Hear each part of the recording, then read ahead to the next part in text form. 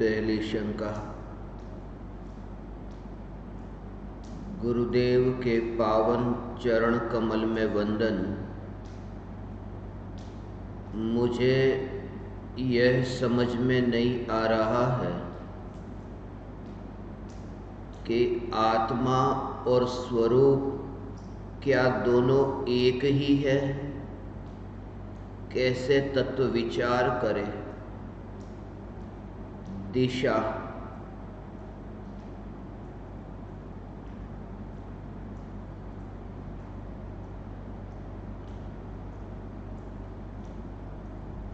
चैतन्य तत्व की स्वसंवेदन प्रत्यक्ष निर्विकल्प अनुभूति होने पर 12 अंग और 14 पूर्व का सार समझ में आ जाता है। 14 गुण स्थानों में, 14 जीव स्थानों में, 14 मार्गणा स्थानों में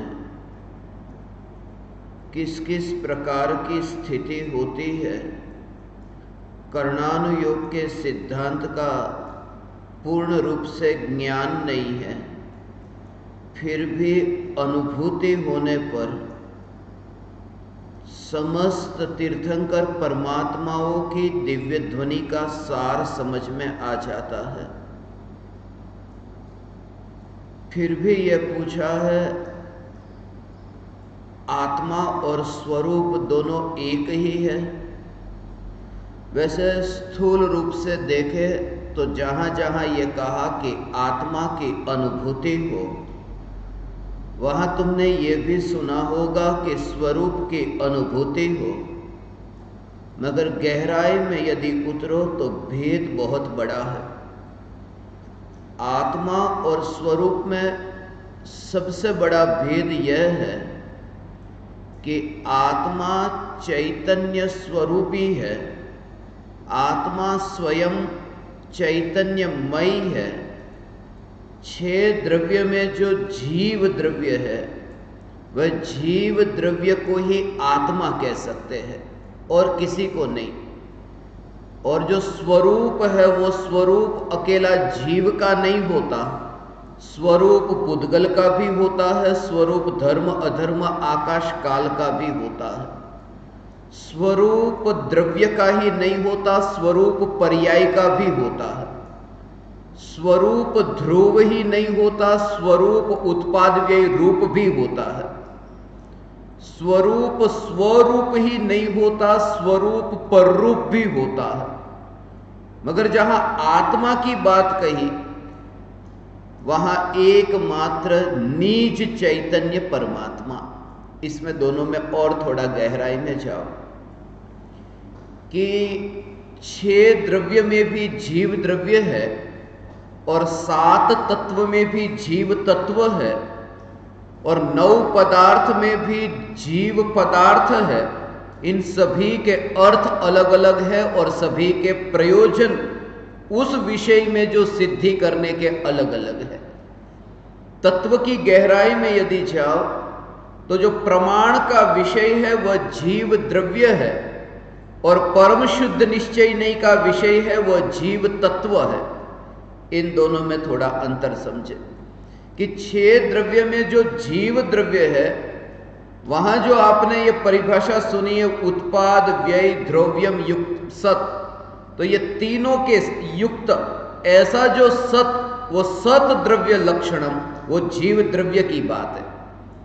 और जीव तत्व जो है, वो जीव तत्व पर द्रव्य से तो न्यारा है, मगर शुद्ध और अशुद्ध पर्याय से भी न्यारा है। और दोनों में एक अंतर है कि पर द्रव्य से सर्वथा भिन्न और अपनी पर्याय से कथनचित भिन्न। ऐसा तो जीव द्रव्य, वो जीव द्रव्य का अनुभव नहीं होता है, जीव द्रव्य में एकत्व नहीं होता है। क्योंकि जीव द्रव्य विश्व में कितने हैं, यदि ये पूछे कि जीव द्रव्य कितने, तो अनंत है। मगर जीव तत्व कितने हैं कि एक जीव।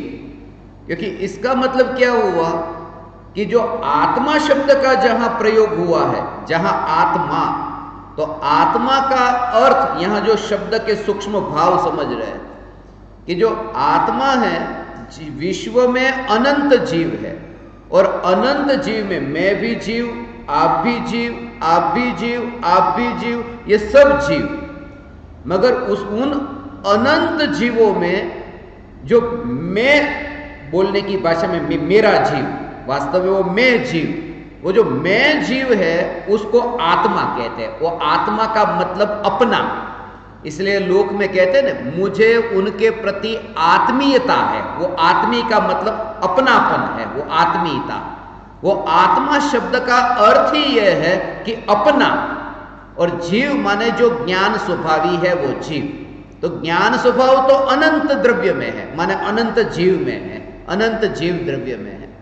मगर उनमें जो मैं हूं वो आत्मा है, और आत्मा है, वो जो आत्मा है उस आत्मा की अनुभूति कहते हैं। वो आत्मा की अनुभूति, उस आत्मा की अनुभूति, और उसमें भी ये भेद। अब आत्मा की अनुभूति, उसमें जो आत्मा कहा कि मैं भगवान आत्मा, ऐसा जब कहा ना, तो उस भगवान आत्मा का अर्थ फिर वो जीव द्रव्य नहीं, ये मैं भगवान आत्मा।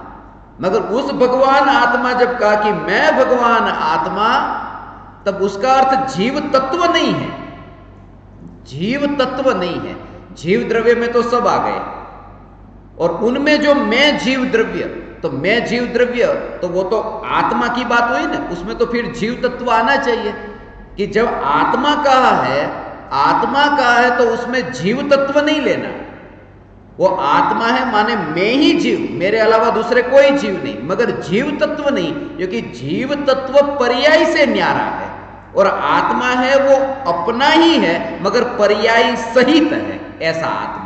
और इसलिए परम कृपालु देव ने कहा आत्मा है, आत्मा नित्य है, और फिर उसी आत्मा के लिए कहा आत्मा कर्म का कर्ता है, कर्म का भोक्ता है, आत्मा का मोक्ष है, आत्मा के मोक्ष का उपाय है। वो जो आत्मा के साथ ही घटित किया है, वो जीव तत्व होता तो जीव तत्व तो करता भी नहीं है, भोगता भी नहीं है। वो आत्मा माने अपना आत्मा मगर पर्याय सहित का आत्मा।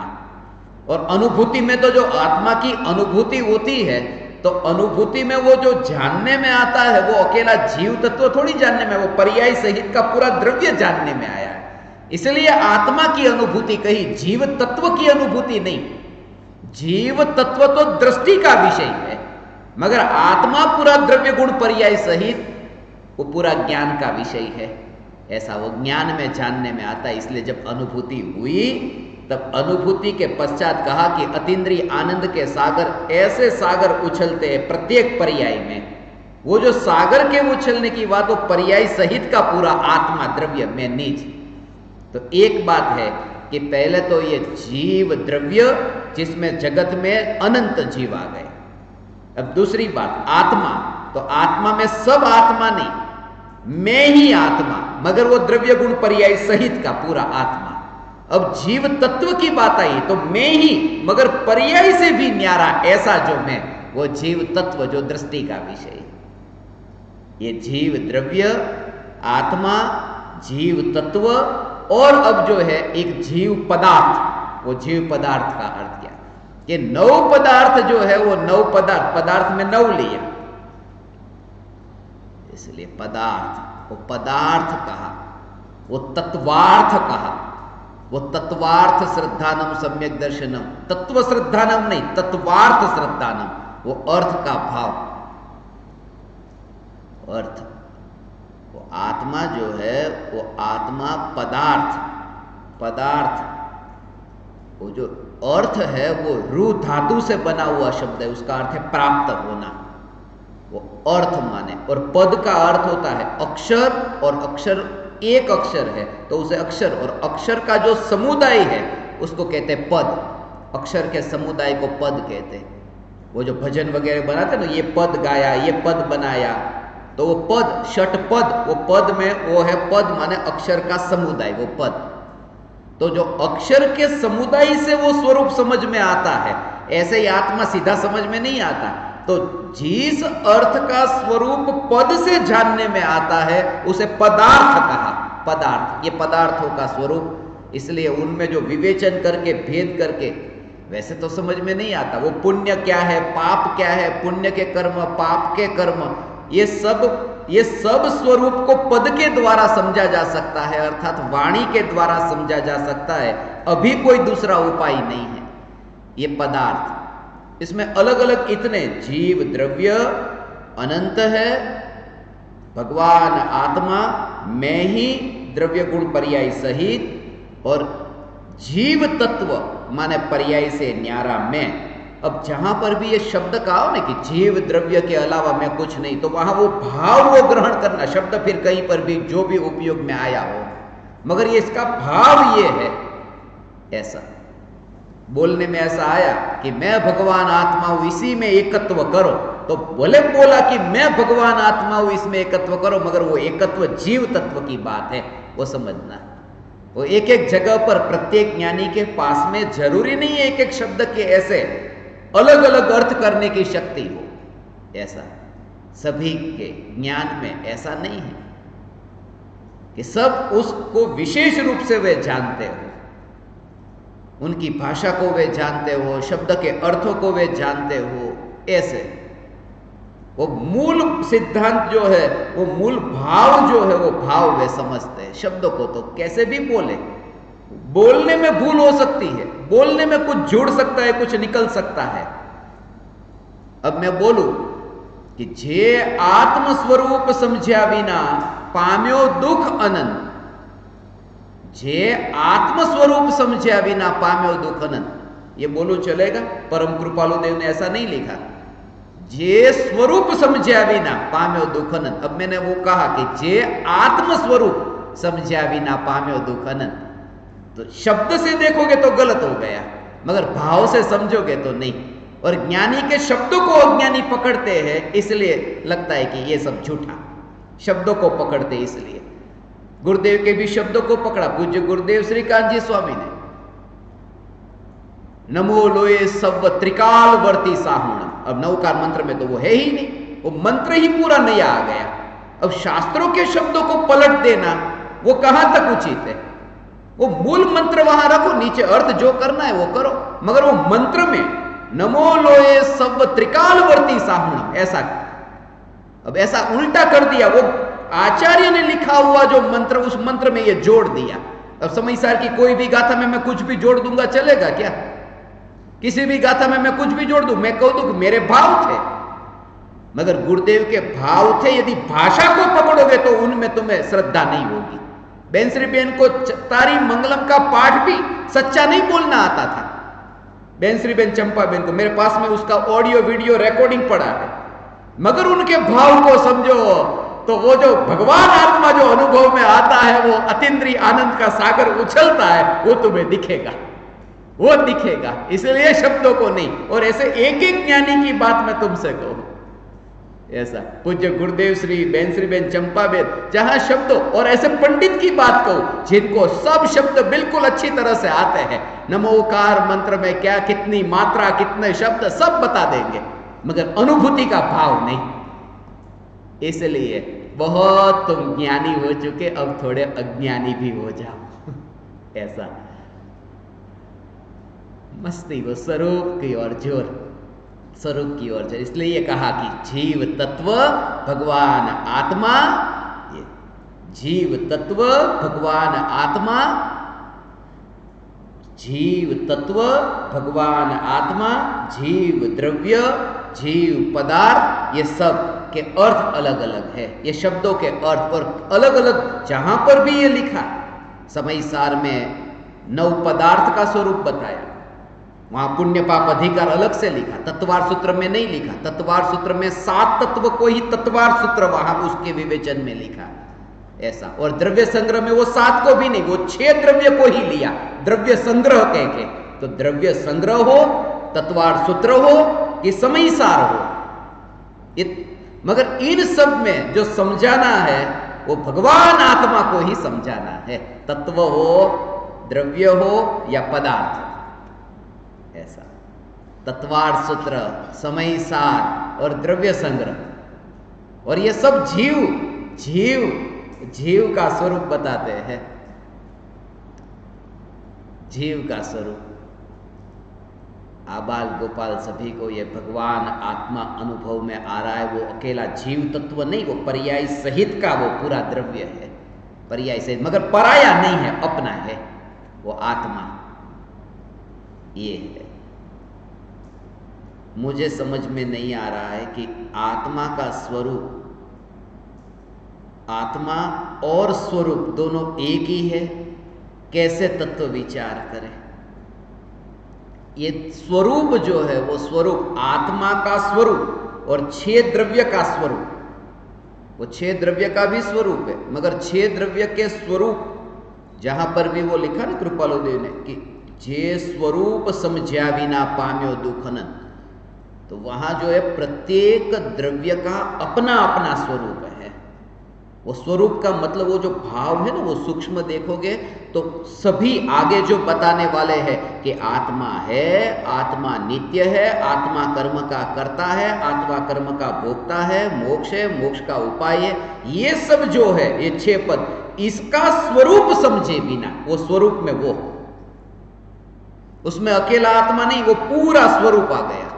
और अकेला आत्मा होता तो उसका अर्थ क्या लेते, वहां स्वरूप नहीं लेते, वहां जो अनुभव में नहीं आता है। छह पद का स्वरूप अनुभव का विषय नहीं है, वो ज्ञान में समझ में आता है। इसलिए समझ में जो लिया, समझ में जो लिया वो ये कहा जे स्वरूप समझा बिना, अर्थात वो स्वरूप समझ में आ सकता है, कर्म का करता है, कर्म का भोगता, ये समझ में आ सकता है, ये अनुभव का विषय नहीं है। अनुभव का विषय तो भगवान आत्मा, वो कर्म का अनुभव नहीं होता। अनुभव की बात जब आई तब वो स्वरूप में तो सब ले लिया, और जब अनुभव की बात आई, जो मुझे यहां अनुभव में आया है, अनुभव में आया अर्थात तो भास्यु, भास्यु शब्द बताया ना, तो वहां स्वरूप नहीं लिखा, भास्यु निज स्वरूप, क्योंकि निज स्वरूप का अनुभव हो सकता है। भास्यु निज स्वरूप थे, शुद्ध चेतना रूप, वो निज स्वरूप कहा। और स्वरूप में तो छह स्वरूप, छह पदों वाला स्वरूप, वो एक एक के अंदर वो कृपालु देव ने 10 बार स्वरूप शब्द का प्रयोग किया है, और 10 बार कभी मौका मिला तो लेंगे। 10 बार जो स्वरूप शब्द का प्रयोग हुआ है आत्मसिद्धि शास्त्र में, वो सभी जगह पर अलग अलग रूप में इसका अर्थ है, सभी जगह पर अलग अलग रूप में। और उसका इसमें किसके रूप में, पहली गाथा में स्वरूप बताया, 12वीं गाथा में वो स्वरूप बताया, 28वीं गाथा में, 45वीं गाथा में स्वरूप बताया। एक एक गाथा में जो स्वरूप शंका में वहां पर आत्मा क्या है, आत्मा है, आत्मा का स्वरूप क्या है, आत्मा का स्वरूप क्या है, तो स्वरूप के रूप में एक एक गाथा को ऐसे समझे। एक गाथा ऐसी 51 नंबर की गाथा, एक गाथा 116 नंबर की गाथा, 120 नंबर की गाथा, 122 नंबर की गाथा, 116 में 2 बार प्रयोग किया स्वरूप का, 120 में 2 बार प्रयोग किया स्वरूप का, ऐसा।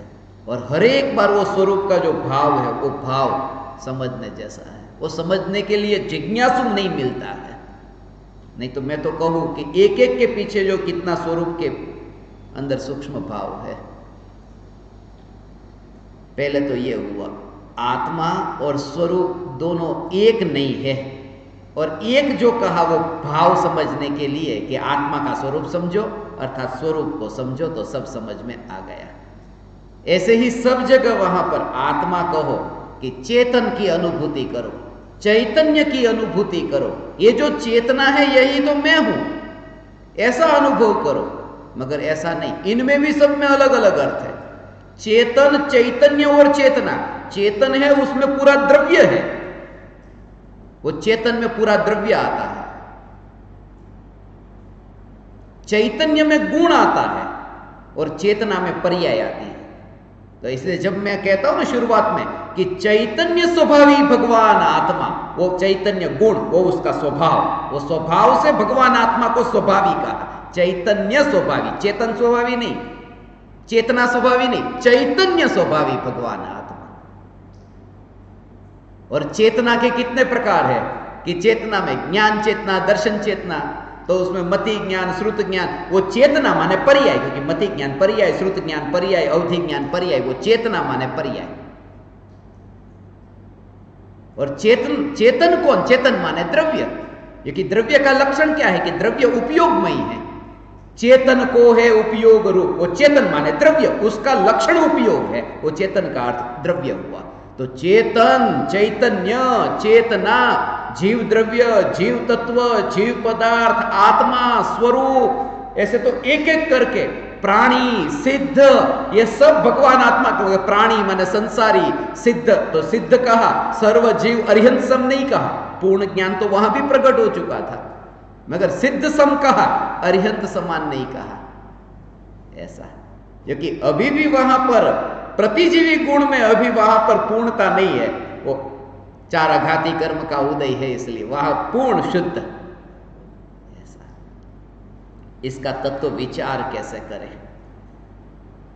तत्व का विचार, ऐसा तत्व विचार, उसमें अब जो तत्व विचार है ना, वो तत्व विचार का अर्थ चैतन्य तत्व का विचार। भगवान आत्मा चैतन्य तत्व, तो चैतन्य का तो विचार कैसे करें? यहां जो तत्व विचार का है वो अकेला, जो आप सुनते हैं ना, ये शरीर मांस है, खून है, हड्डी है, वो क्या सब चैतन्य का विचार है? जब ये तत्व विचार करने के लिए कहा, विचार अकेला तत्व का अर्थात वहां तत्व का अर्थ वो जीव तत्व नहीं, वहां तत्व का अर्थ वस्तु के स्वरूप का विचार, वो तत्व विचार। कि देखो ये 12 भावना में चिंतन करते हैं, वो भी विचार ही है। चिंतन करना वो तत्व विचार ही है, मगर वो तत्व विचार में अकेला भगवान आत्मा नहीं है, वो अशुचि भावना में शरीर की मलिनता भी है, और एकत्व भावना में ऐसा अनंत गुणाधिपति एक भगवान आत्मा भी है। तो वो सब आ जाएगा तत्व विचार में। भेद विज्ञान होगा तो अकेले जीव से कैसे होगा? जीव और पुद्गल दोनों के बीच भेद विज्ञान होगा, तो जीव और पुद्गल ये दोनों के, जीव जुदा पुद्गल जुदा, यही तत्व का सार, तो भेद विज्ञान ऐसे होगा। ये ऐसा कि मैं कौन? वो चैतन्य, चैतन्य का तत्व विचार अर्थात स्वरूप का विचार, अगर वो स्वरूप का अर्थात वो स्व पर के बीच में भेद विज्ञान करने के लिए 24 घंटे तो उपयोग आत्मा में कैसे रहेगा, और मिथ्या दृष्टि का तो एक समय भी नहीं, तो वो तत्व विचार कैसे करें? कि वो विचार जो करेगा वो पुद्गल का ही विचार होगा, मगर पुद्गल का जब विचार चलता है तब भी उसमें वो भेद विज्ञान का अभ्यास होता है। एक एक शब्द जहां जहां पर ये बताया ना, उसमें सब जगह भगवान आत्मा, स्वरूप, जीव तत्व, सिद्ध, ये और न्यायक भाव, परम पारिणामिक भाव, इनके भी अर्थ अलग अलग है। न्यायक भाव, मैं न्यायक भाव हूं, मैं परम पारिणामिक भाव हूं, मगर परम पारिणामिक भाव जो है उसका ध्यान करने को नहीं कहा। न्यायक भाव वो ध्यान का ध्येय का, परम पारिणामिक भाव नहीं। पंचम परम पारिणामिक भाव, वो जीवत्व नाम का भाव, परम पारिणामिक भाव।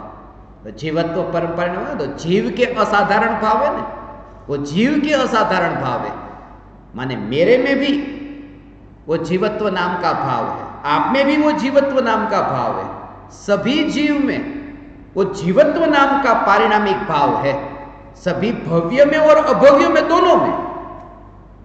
इसलिए वो जीवत्व नाम के पारिणामिक भाव को परम पारिणामिक भाव कहा। तो वो आप में भी है, आपका ध्यान मुझे नहीं करना है, आपका ध्यान मुझे नहीं करना है, वो तो सब में है। इसलिए ये कहा न्यायक भाव, जो जिसमें मैं ही आता हूं और कोई दूसरा नहीं, और मैं ही आता हूं, और वो मैं कैसा, वो मैं कैसा, प्रमत्त भी नहीं और अप्रमत्त भी नहीं, ऐसा न्यायक भाव, इसका भाव वो पर्याय से न्याय, वो न्यायक भाव का अर्थ। इन सब का स्वरूप समझ करके स्व पर के बीच अभी की भूमिका में भेद विज्ञान किस प्रकार से करें, इसी के संबंध में आगे एक और शंका है। दूसरी शंका, पूज्य गुरुदेव, पुष्पा के सविनय प्रणाम।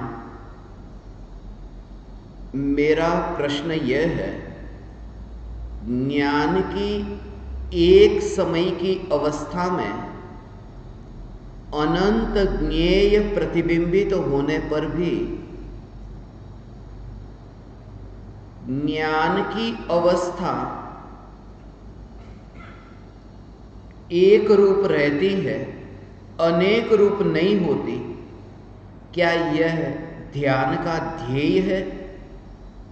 क्या मेरी यह समझ सच्ची है? यह ध्रुव चैतन्य सत्ता है, वही सच्चा स्वरूप है।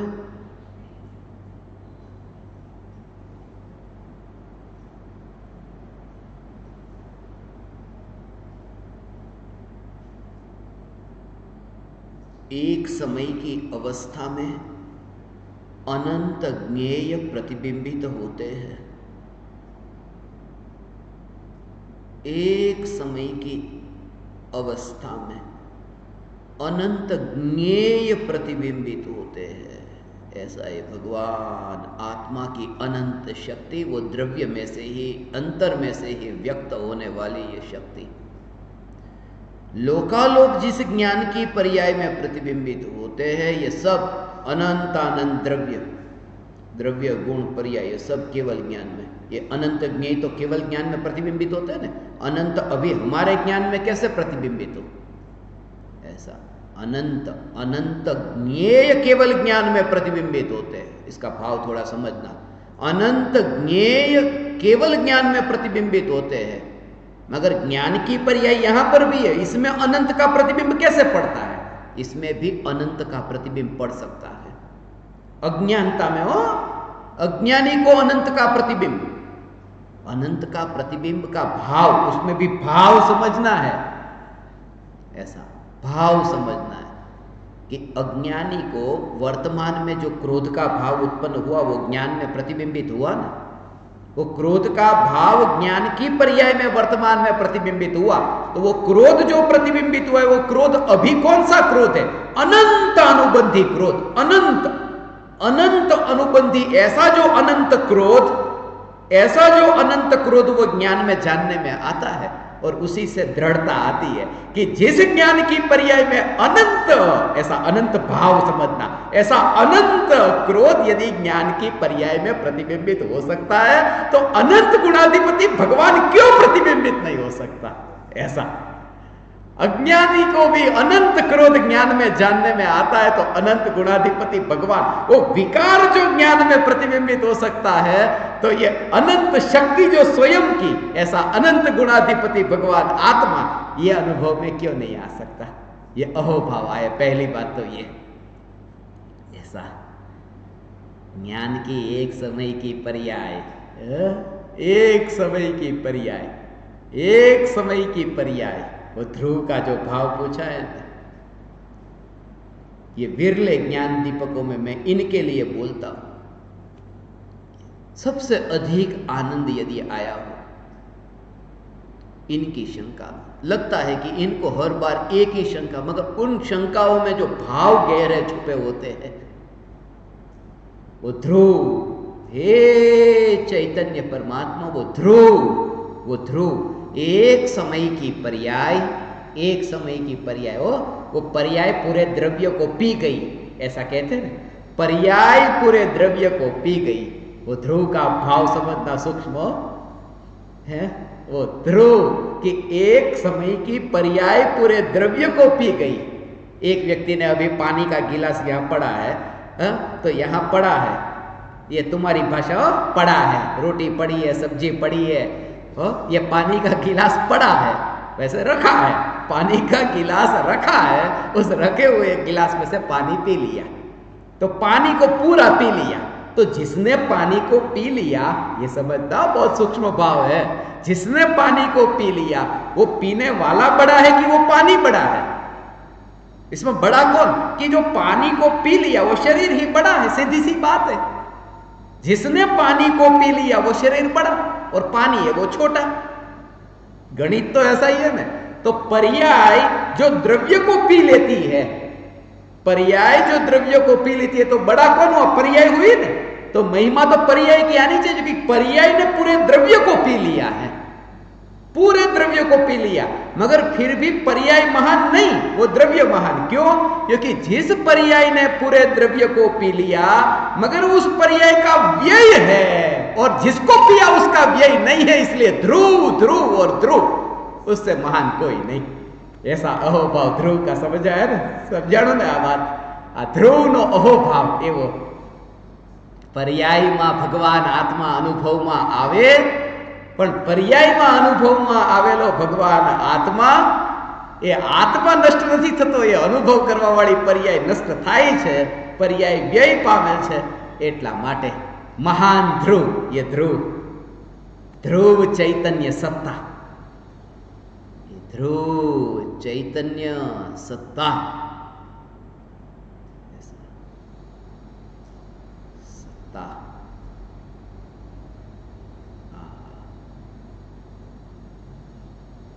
ध्रुव चैतन्य सत्ता, सत्ता पूरी उसमें है ना, सत्ता में वो पूरे अनंत गुणों का अभेद स्वरूप अंतर में है, वो पूरी सत्ता। सत्ता का भाव समझो, थोड़ा सूक्ष्म भाव इसका। उत्पाद, व्यय और ध्रुव्य, ये तीनों है वो सत है, ये तीनों तो सत।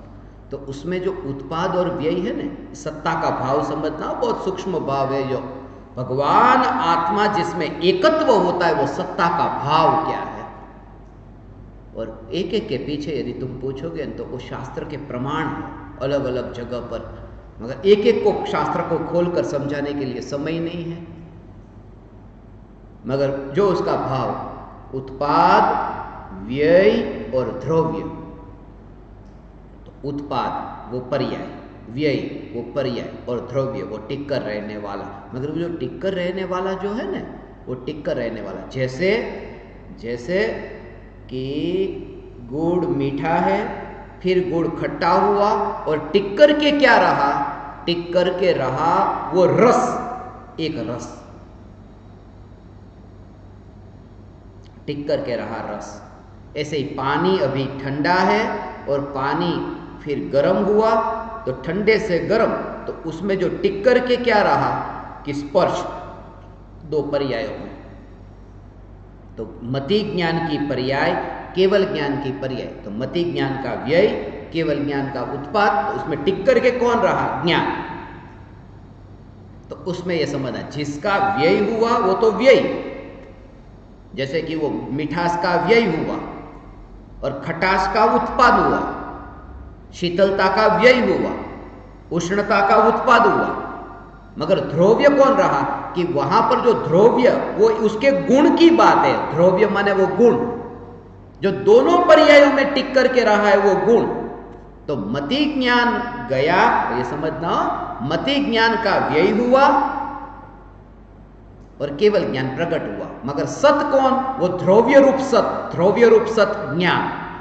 ऐसे ही चक्षु दर्शन का व्यय हुआ, मेरी इस उंगली को देखना, समझना, मति ज्ञान का व्यय हुआ, केवल ज्ञान का उत्पाद हुआ, और टिक करके रहा ये ध्रुव्य, अर्थात ध्रुव्य सत, उत्पाद, व्यय, ध्रुव्य, ये तीनों सत है। तो मति ज्ञान का व्यय, केवल ज्ञान का उत्पाद और ज्ञान सत। चक्षु दर्शन का व्यय, अचक्षु दर्शन ये सबका व्यय, और केवल दर्शन का उत्पाद, मगर टिक करके रहा दर्शन। ऐसे मिथ्यात्व का व्यय, सम्यक दर्शन का उत्पाद, ये टिक करके रहा ये श्रद्धा, ये श्रद्धा गुण। तो ऐसे तो ज्ञान, दर्शन, श्रद्धा, ये सब क्या है? ये पर्याय उत्पाद व्यय, वो भी सत। और यहाँ ज्ञान, यहाँ दर्शन, यहाँ श्रद्धा, ये भी सत। और ये जो सत सत सत सत सत, ऐसे अनंत गुण सत है। और ऐसे अनंत गुणों का जो घनपिंड, वो है सत्ता स्वरूप भगवान आत्मा, वो द्रव्य पूरा, वो उसमें एक नहीं, पूरे अनंत गुणों का सत्य स्वरूप अंदर छुपा है सत्ता में। इसलिए जब सत्ता पर तू श्रद्धा रख, अर्थात अनंत गुणों की एकता रूप भगवान आत्मा, उस पर तू श्रद्धा रख। ज्ञानी का जो एकत्व है ना, मैं सत्ता मात्र हूं, सत्ता मात्र हूं अर्थात अकेले ज्ञान मात्र वाला नहीं, उसमें अनंत गुणों की एकता रूप जो द्रव्य, पूरा द्रव्य, वो उसमें गर्भित है, सत्ता स्वरूप। ये सत्ता पूछा ना, सत्ता का भाव, ध्रुव चैतन्य सत्ता। कठिन लगेगा जिनको अभ्यास नहीं है उनके लिए, मगर जिन्होंने समझा है और जिनके अंतर में समझने की भावना है उनको ये बात बहुत सूक्ष्म दृष्टि से समझ में आएगी, एक एक शब्द में जो गहरे भाव छुपे हैं। ऐसे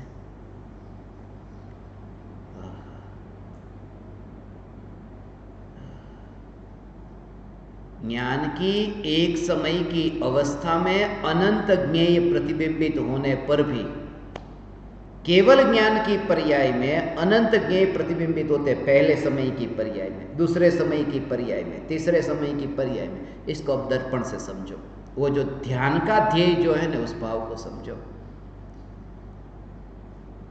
ध्यान का ध्येय माने दर्पण की एक पहली, दर्पण की अवस्था, दर्पण की दूसरी अवस्था, टेबल कुर्सी की अवस्था तो यहां पर, मगर यहां जो दर्पण की अवस्था, दूसरी अवस्था, तीसरी अवस्था, उन अवस्थाओं में वो टिकर रहने वाली जो स्वच्छता मात्र, वो स्वच्छता मात्र, उस स्वच्छता में परिवर्तन नहीं है। तो यहां सबसे पहली बात जो पूछा कि ज्ञान की अवस्था जो एक रूप रहती है, मगर एक रूप रहने वाली भी वो है क्या? अवस्था है। एक रूप रहने वाली जो अवस्था है वो अवस्था ध्यान का ध्येय नहीं है। ध्यान का ध्येय तो त्रिकाल ध्रुव है, वो अवस्था ध्रुव कहां रही फिर? भले एक जैसी अवस्था है, मगर एक जैसी अवस्था भी वो सामान्य ज्ञान की जो पर्याय है, वो ज्ञान की पर्याय भी पर्याय है। उन पर्यायों में भी वो ध्रुव को खोजना, वो कैसे, उसका भाव आप समझो। वो सामान्य पर्याय में भी वो ध्रुव को कैसे, और वो तुम्हें अच्छी तरह से आता है, परिणमन होता है। परिणमन की ओर ध्यान ही न जाए और सत्ता मात्र की ओर ध्यान, उस समय विकल्प ही ना आए, प्रयोजन ऐसा, और वो तुम्हें इतनी अच्छी तरह आता है, जब मैं तुमसे कहूं अभी तो तुम्हें समझ में आएगा, अरे ये तो हमें आता है। सिर्फ ऐसा ही अंतर में होता है, परिणमन प्रति समय होता है, मगर परिणमन की ओर ध्यान न जाए, ऐसा कैसे हो सकता है? वो सत्ता की ओर ही ध्यान जाए, परिणमन की ओर ध्यान ही न जाए। देखो अभी तुम यहां आए, अब तुम्हें यहां बैठना है, कुर्सी यहां पड़ी, अब कुर्सी को तुमने यहां उठाया और उठा करके तुमने रखा। जब तुम, अब समझना, जब तुम दरवाजे से उस कुर्सी की ओर जाते हो, उस कुर्सी को तुमने देखा है, और उस कुर्सी को जब तुम देखते हो तो उस कुर्सी में प्रति समय परिवर्तन हो रहा है कि नहीं, पर्याय पलट रही है कि नहीं? प्रति समय उसमें परिणमन है, मगर ये परिणमित होने वाली कुर्सी, ऐसा आज तक तुम्हें विकल्प आया? जब कुर्सी को देखते हो, अभी कुर्सी उठा, बस कुर्सी को ही देखा, उसका परिणमन का तो विकल्प ही नहीं आया। मोबाइल को हाथ में लिया तो मोबाइल में परिणमन तो प्रति समय हो रहा है, मगर विकल्प ही नहीं उठता है कि ये परिणमन वाला मोबाइल को ले लो। ऐसा उसमें दो भेद है। अब वो दो भेद समझना, एक है वो भोग रूप और एक है उपभोग रूप। ऐसा तो भोग रूप जो है उनमें तो कभी ये विकल्प भी आ जाएगी, रोटी को खाया, ये भोग और उपभोग में अंतर है कि भोग माने एक बार ही भोगा जा सके उसे भोग कहते हैं, और जो बार बार भोगा जा सके उसे उपभोग कहते हैं। ऐसे आनंद, इसलिए भगवान आत्मा का उपभोग करते हैं। उपभोग माने बार बार भगवान आत्मा को भोगते हैं, ये कहने में आता है। ऐसा रोटी है, रोटी भोग कहते हैं। पानी पिया, पानी भोग माने जो खाया और फिर गया, उसके लिए ऐसा कहा। और इसी कुर्सी को, कल भी इस कुर्सी पर बैठे थे, कल भी इस फोन को उठाया था, तो वो जो है वो उपभोग। मकान है उसको उपभोग कहते हैं, कपड़े को उपभोग कहते हैं। तो एक एक ऐसी ऐसी वस्तु जो है, तो वो जो बार बार भोगने में आती है, जो बार बार भोगने में आती है, उन वस्तुओं में ये विचार। और भगवान आत्मा भी तो बार बार भोगने में आता है। तो जैसी वस्तु बार बार भोगने में आती है, एक बार भी विकल्प नहीं आया। जब घर में प्रवेश किया, बाहर से घर में प्रवेश किया, तो प्रति समय तुम्हारे कदम घर की ओर आगे बढ़ रहे हैं। समझना, तुम्हारे कदम घर की ओर आगे बढ़ रहे हैं, तब घर में परिवर्तन हो ही रहा है, प्रति समय परिवर्तन हो रहा है। मगर जब गृह प्रवेश होता है तब परिणमन की ओर तो ध्यान ही नहीं, मैं अपने घर में आ गया। बस ऐसे ही पर्याय जब द्रव्य में घर में प्रवेश करती है तब ये विकल्प ही नहीं, परिणमन पर जोर नहीं, वो द्रव्य ही, और उसका इसमें तो अभ्यास हो गया है। मगर उसमें अब भगवान आत्मा में कैसे अभ्यास हो? भगवान आत्मा में ऐसा परिणमन में वो द्रव्य ही कैसे पहली नजर में, ऐसा पहली नजर में ऐसा विकल्प ही न हो कि यह पर्याय, और द्रव्य का ही दर्शन जो ज्ञानी को प्रति समय होता है, द्रव्य का दर्शन प्रति समय होता है, ऐसा हो, ऐसा ज्ञान की ये पर्याय का परिणमन ऐसा है ना, દ્રવ્યનું સ્વરૂપ આવું છે। આખો દ્રવ્ય એ જે અનુભવમાં આવતું એ જ સમયે પર્યાય હોવા છતાંય એવું છે। पर्याय होने पर भी वो पर्याय की ओर जोर नहीं, और पहले ही वो सीधा द्रव्य का जोर, द्रव्य का जोर।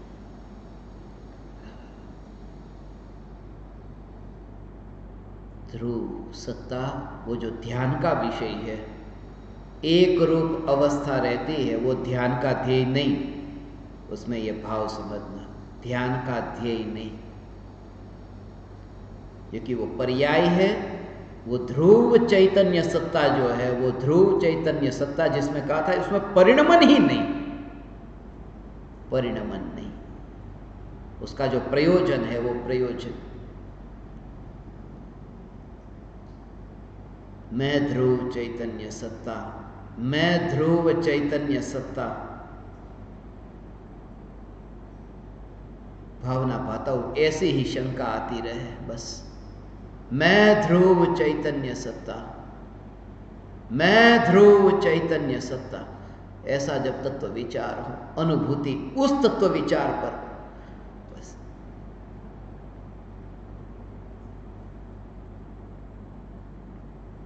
इसलिए कहा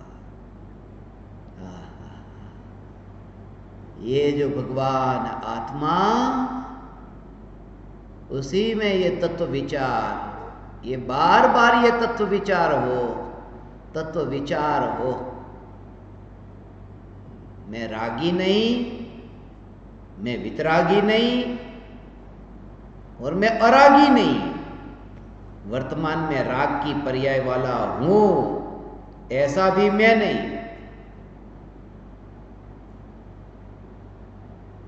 भूतकाल में राग था, वर्तमान में राग है, भविष्य में राग नहीं रहेगा, वितरागी।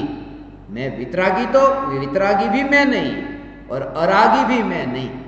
ये रागी, वितरागी, अरागी के ये सब विकल्प है, ये जो ज्ञान में प्रतिबिंबित हो रहे हैं, वो ज्ञान की अवस्था, उसमें फिर तुम्हें वो विकल्प का ज्ञान नहीं, वो ज्ञान का ज्ञान होगा।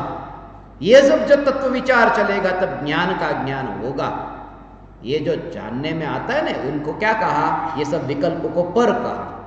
ये पर विकल्प ज्ञान में जानने में आते हैं।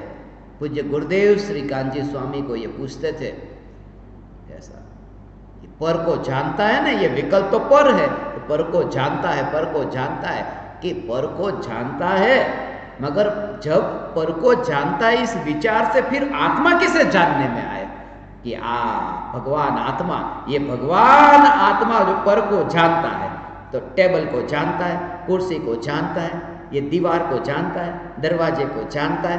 तो जब तुम ये विचार करते हो कि ये ज्ञान जो पर को जानता है, पर को जानता है, मगर कौन जानता है, ये ज्ञान, ये ज्ञान, ये ज्ञान, ये ज्ञान, ये ज्ञान, ऐसा जोर आया कि ज्ञान ही ज्ञान को जानता है। यही तो ज्ञान है, क्योंकि तुम्हारा जोर कौन पर को जानता है कि ज्ञान, ज्ञान, ज्ञान। इसी तत्व विचार से फिर टेबल कुर्सी तुम्हें पता ही नहीं चलेगा पड़े है वहां, ऐसा जोर। मगर उसको तत्व विचार, अनुभूति से पूर्व ऐसा तत्व विचार होता है, ऐसा तत्व विचार, उसके लिए बहुत गहरे भाव छुपे हैं। ले शिव कह रहे, हे भगवान, ये सब स्वरूप है, ध्रुव चैतन्य सत्ता, ये ध्रुव चैतन्य सत्ता ज्ञान में प्रतिबिंबित होते हैं। उन विकल्पों से भी ज्ञान में ऐसा तुरंत विचार ही ऐसा है, फिर वो विचार पता नहीं चलता उसमें, तो फिर ऐसा ही होता है ऐसा। क्योंकि ज्ञान ज्ञान ज्ञान ज्ञान,